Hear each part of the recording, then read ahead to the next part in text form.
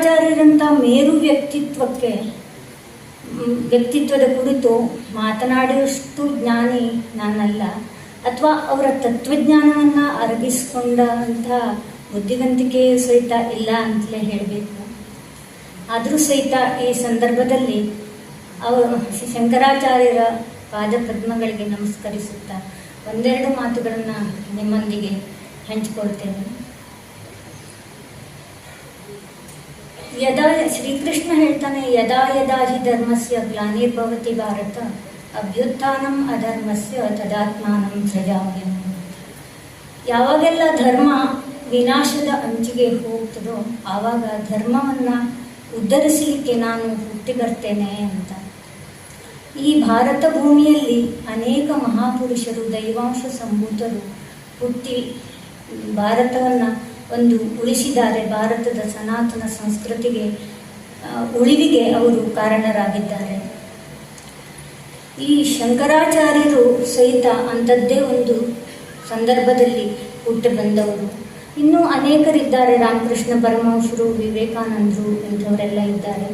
ಅದು ಸಹಿತ ಶಂಕರಾಚಾರ್ಯರು ಶಿವನ ಸಂಭೂತರು ಮತ್ತು ಅವರು ವಿಶೇಷವಾದ ಶಕ್ತಿಯನ್ನು ಹೊಂದಿದವರಾಗಿದ್ದು. ಅಷ್ಟವರ್ಷೇ ಭವೇದ್ವೇದಿ ದ್ವಾದಶೇ ಸರ್ವಶಾಸ್ತ್ರ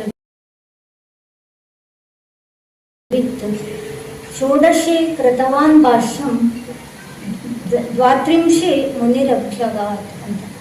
ಅವರು 32 ವರ್ಷಗಳ ಕಾಲ ಕೇವಲ ಬದುಕಿದ್ದು.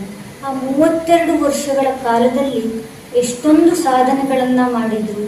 ಅಂತಹ ಸಾಧನೆಗಳನ್ನು ಜನಸಾಮಾನ್ಯರಿಗೆ ಮಾಡಲಿಕ್ಕೆ ಸಾಧ್ಯ ಇಲ್ಲ.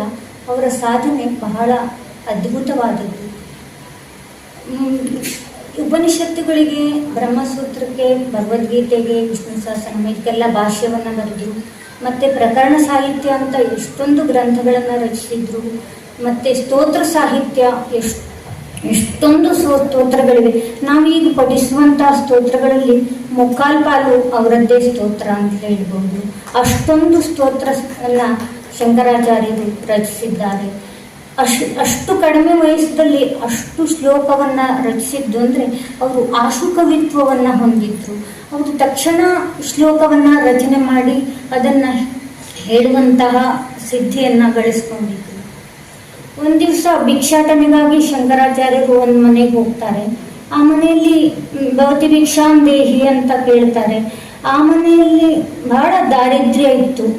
ಆ ಮನೆಯಲ್ಲಿರುವಂಥ ಮಹಿಳೆಗೆ ಅವರಿಗೆ